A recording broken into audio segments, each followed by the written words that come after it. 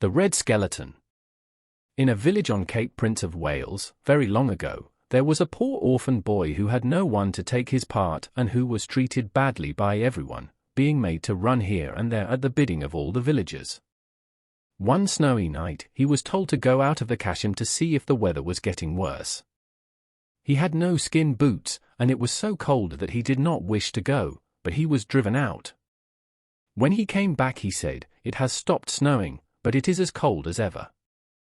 Just to plague him, the men kept sending him out every little while, until at last he came in saying, "I saw a ball of fire like the moon coming over the hill to the north." The men laughed at him and asked, "Why do you tell us a yarn like that? Go out again and see if there is not a whale coming over the hill.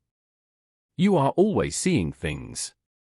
He went out and came in again quickly, saying in agitation, "The red thing has come nearer and is close to the house."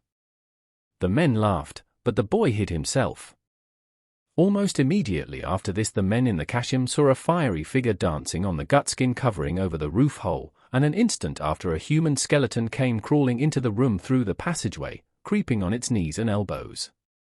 When the skeleton was in the room it made a motion toward the people which caused them all to fall on their knees and elbows in the same position as it had. Then, turning about, it crawled out as it had come, followed by the people, who were forced to go with it.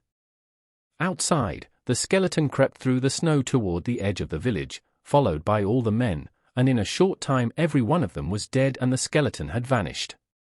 Some of the villagers had been absent when the spook came, and when they returned they found dead people lying all about on the cold ground. Entering the cachim, they found the orphan boy, who told them how the people had been killed.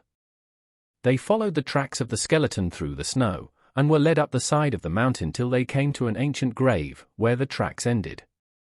It was the grave of the boy's father.